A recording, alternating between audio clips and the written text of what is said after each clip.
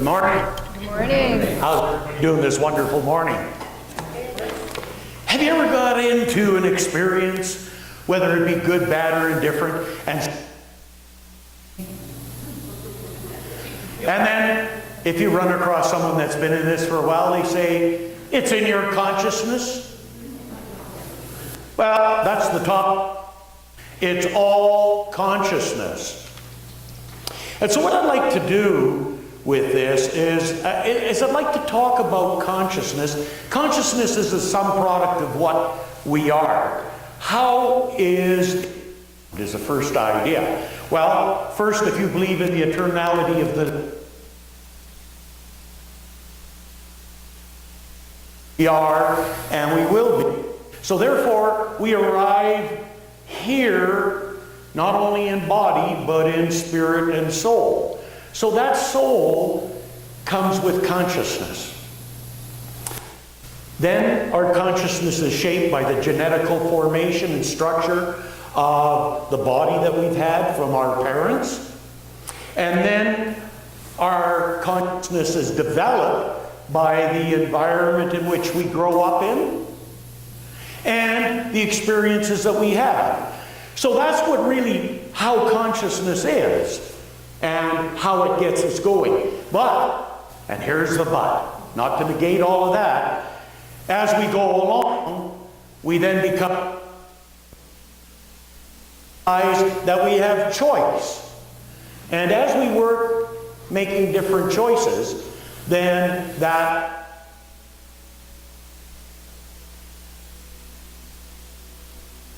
does this work? Here, because that's how it works. What's in my consciousness? Well, I want to see here. Science of Mind textbook talks about this in the terms of mind. And when we're talking mind, we're not talking your brain. Your brain is just a physical function. We're talking much more about that. Dr. Holmes said,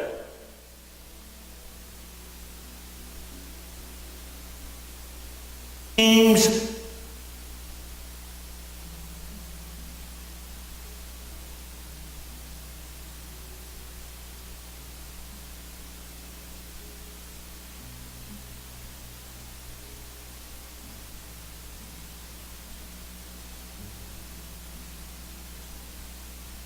set in motion as a creative thing by the consciousness.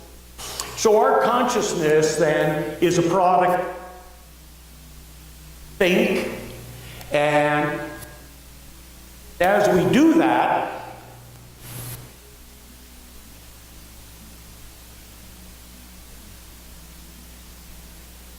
to produce experiences for us. Simply put, the seed, the soil, the plant. The plant is our physical representation of that which we implant in our subjective nature, or which we have received and believed as children, and we just simply move forward with that. And so at any given point in time, we can choose to do it differently. Not easy, because if it was easy, we'd all be doing it all the time. But I'll give you an example. Has anybody ever tried to give up a bad habit? Stall and get into new habits? This is the new year. I like it at the gym at the college, because man, is it ever packed for the first couple of months. And then after that, it's okay? You got a few people that made it and the rest just give up because of this or because of that. And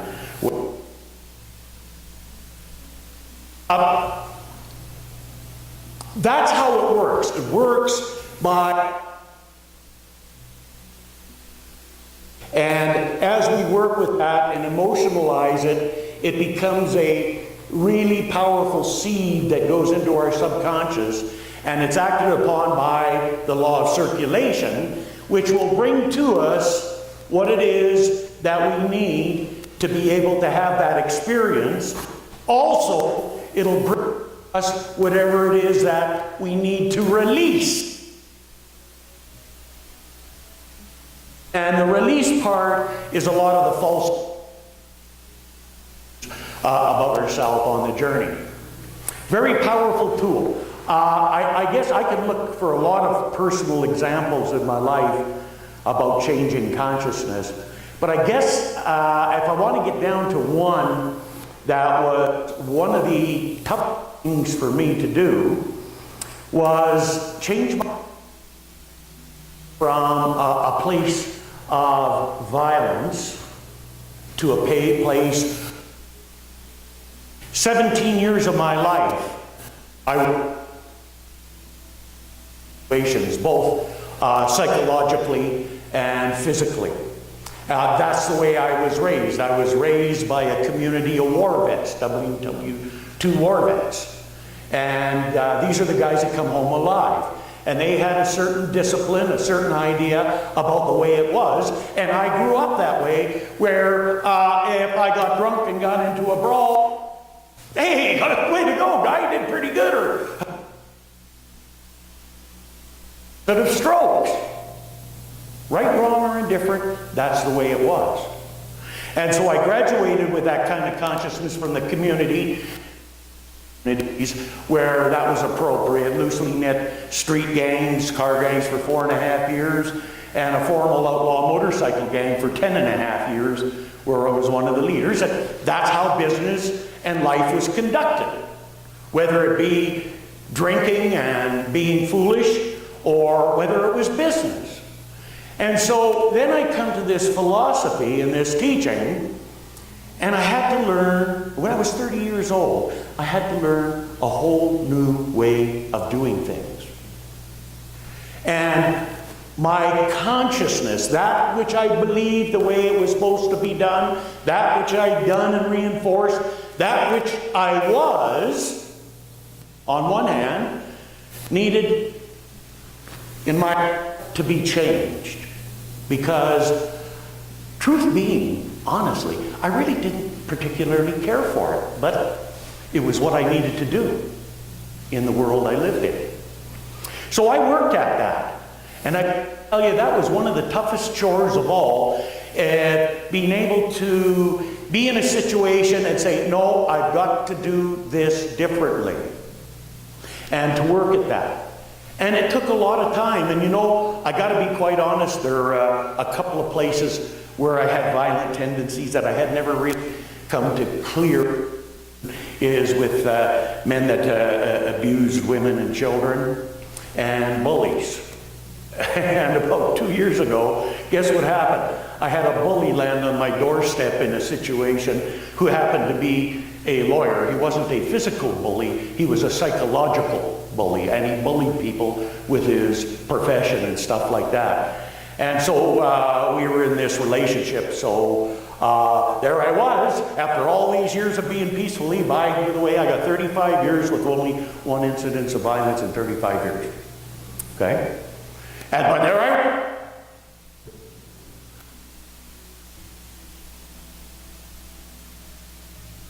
However, I'd come a long way, and I needed to find a different way, so I turned to this, allowed dictate to my activities, because I now had a chance to get that one off the books too.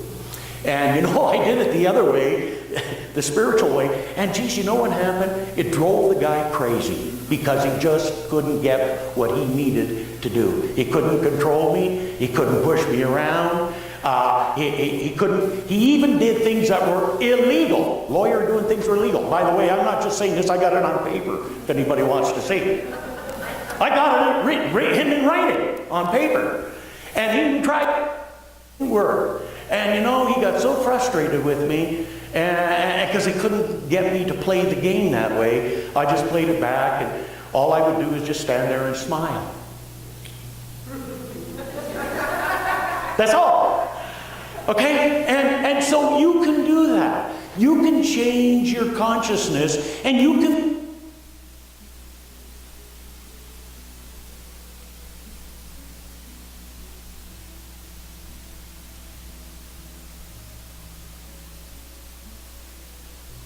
something that my conscious with. I turned turned pro this year, Santa Pro. And for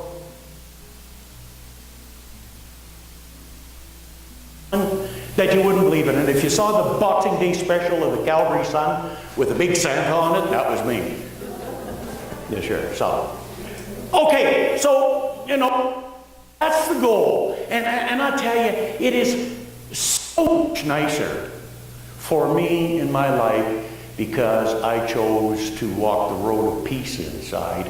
And the people that I get in my experience and I draw into my experience are absolutely wonderful. So I am very grateful for that. I don't meet hardly any of those people anymore, and I think after my last situation I'll meet less. Hopefully, I'm done with that. Okay, so as with everything, there is a cost. You have to pay to change your consciousness. There's a price. Dr. Holmes said, the law is a law of liberty, but not a law of license.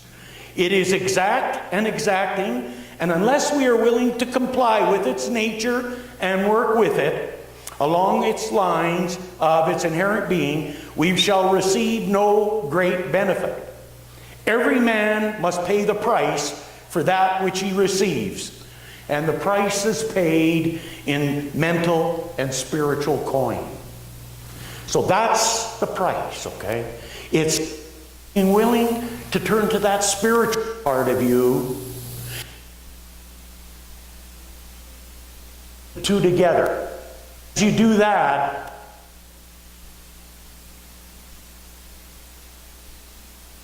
however, one thing that we want is never to working on something so good and happened. How could that happen when I'm doing this? Has anybody ever done that before? It happens because there's something here in this experience that reflects a belief that we have that we may not be aware of that says, oh, to it's over here. And we have to be willing moving obstructions. However,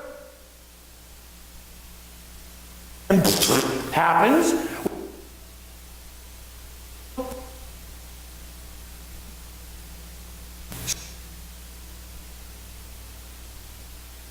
I developed a new attitude over the years with any kind of those that happen.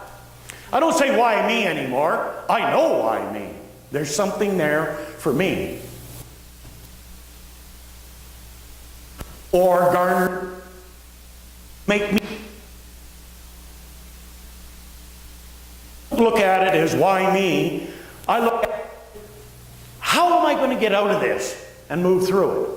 What is it I need to know? What is it I need to do?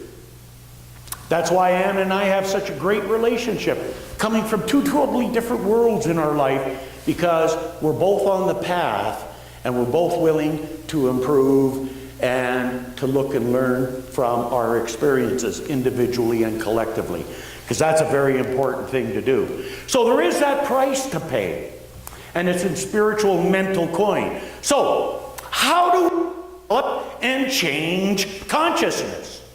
How can we do that? Well, again, I'm going to go back, way back, into Mark chapter 11, verses 21 to 26. And at the calling of one of the disciples, Peter, about a deed that the master had performed by withering an old fig tree, and him questioning him, Jesus said,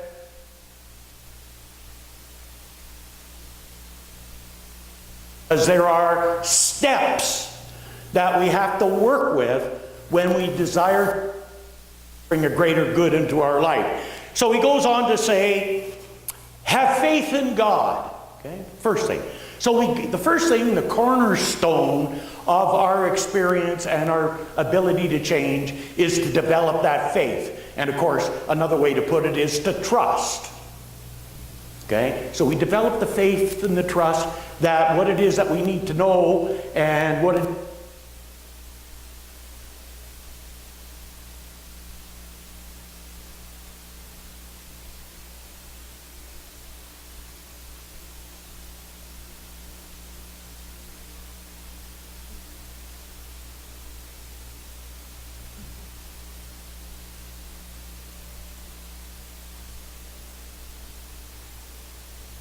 For verily I say unto you that whatsoever shall you say unto this mountain, be thou removed and be thou cast into the sea, and shall not doubt. There you go.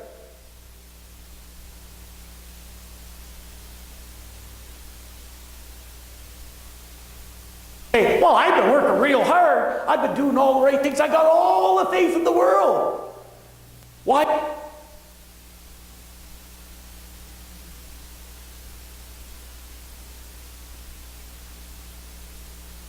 Shall not doubt where? Not only in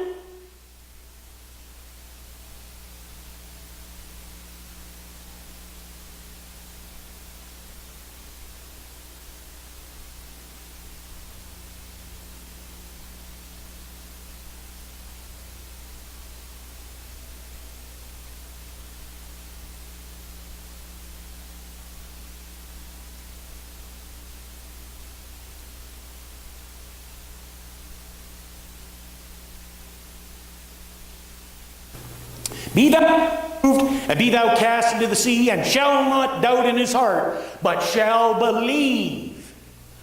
And again, that's not just a mental thing, that's a feeling thing. That's how it seeps, how the seed seeps into the subconscious and takes root and has the power. It's from the belief that we put on it. So we've got to cultivate our belief that those things which he saith come to pass. He shall have whatever he saith. Notice that he didn't say, oh, you might get lucky and get a few. Or it might be most of it. He said whatever. And I don't think Jesus was known as liar. So I guess we'll have to believe that one, eh? Therefore I say unto you, what things soever ye desire when ye pray. So that's turning to the source. Whatever that is for you and me. It's not the traditional thing of looking at a power outside of you. Come on into my life and help me out. It's a power that's within you and you're part of. Pray, believe that ye shall receive them, and you will have them. And forgive.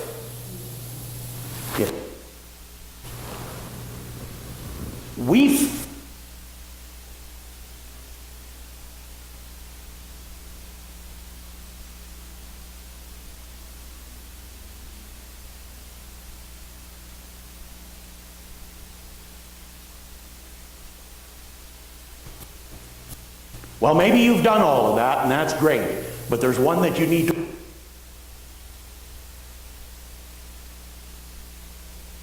Got to work at forgiving ourselves. You know the mind chatter. You know all that stuff that we say about ourselves. That stuff that we never talk about.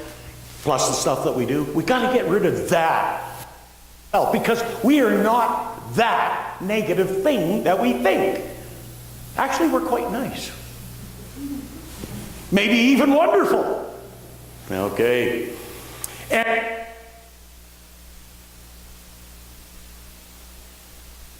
forgive you your trespasses. So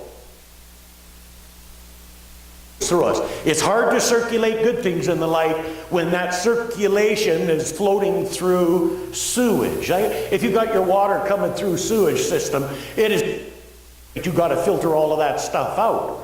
And I call the sewage system inside our negative beliefs about ourselves and our negative ideas that we've got that crop up. That is sewage because it has no. So that's a really great tool to work with. Now, go back to the Old Testament, going back there to Job chapter 3, verse 25. One of the greatest pieces of advice in the whole Bible is, okay, and this is what Job was, a real God-fearing man. He was just the top of the world, but he had one problem. And here it says, for the thing which I greatly feared is come upon me, and that which I am afraid of is come unto me. So, of that fear, not to get rid of it. Sorry, you can't get rid of it. What you do is just feel it when it's there and put it aside. Take it.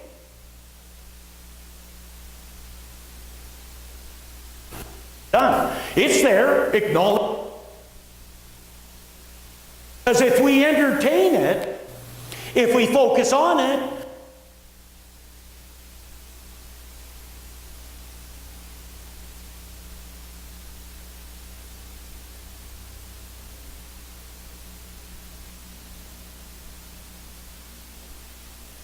the nice thing about this in consciousness, remember, you always get to be right. You get to be right about everything, because this is your consciousness. This is happening out here.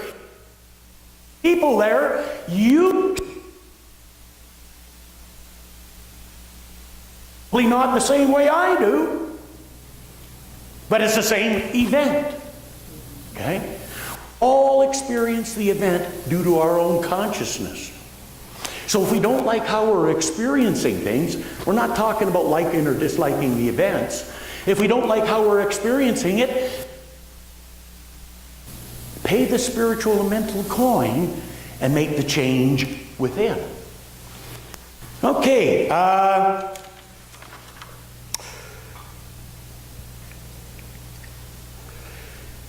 Oh yeah, and I'm going to close with this. It's something that was in the Old Testament in Joshua 24:15. Choose this day whom ye will serve.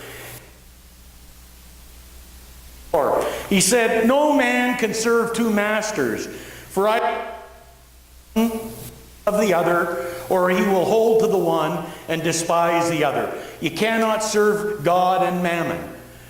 Okay? You cannot serve them both. Well, what the heck is mammon? Mammon really basically, and God, of course, is a spiritual. You can't live purely on the physical, deny the spiritual, and then they're at the mercy of conditioned circumstances. And if you serve the spiritual, then you got knowledge it is from the experiences you have as you go along, remembering that pain and suffering and stuff like that is ego. Doesn't look at things like that. Soul looks at it as a learning experience. Oh my God, another learning experience. Yeah, sometimes it's like that, right? Oh, jeez. But that's basically what it is. It's a learning experience. And to remember, you know, it's like being in a car accident. Anybody ever had a fender bender? It's not my fault, it's their fault. I've had a whole bunch of them. Only once was it my fault, it was somebody else's fault. So you get into the name game and the blame game for circumstances, event. I use car accidents and that. However, something else dawned on me when I was looking this years ago. I did show up for it. I was there. Now, you can analyze all of that all you want. However, the core thing that's important is realize, basically bottom line is it doesn't matter what's going on out there. If it's in your experience, it's part of what you are, and how you're going to experience it and how it's going to impact you depends on consciousness. And if you don't like it, we can change consciousness with the physical, but if we deal with the spiritual correct and the right way, then it makes it a whole lot easier to deal with the physical. You know, to the blame game. I have people tell me this all the time. Oh, you made me feel so bad. I say, please.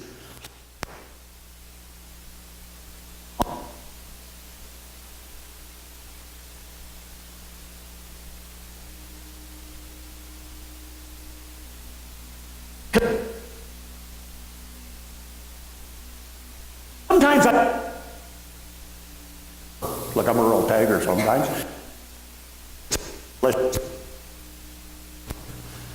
Okay. And so it's constantly like that. And we move through life like that. But the good news is, as we do it, it gets easier and things get better. So we're never content with the way it is. We want to go out and risk more. And then we go through it all again, but we break and we get into it. Woo-hoo! I can hardly wait to see what's going to happen next, because this is fun. So know that the most important thing is I know for you, as I know for myself, right here and right now, that we're whole, perfect, and complete in all ways and all times, and that our soul knows where we need to go and what we need to do to experience peace, prosperity, fulfillment, and happiness. And we're open and receptive into a we are, and I need to see how all to experience ourselves in a greater way as we move forward.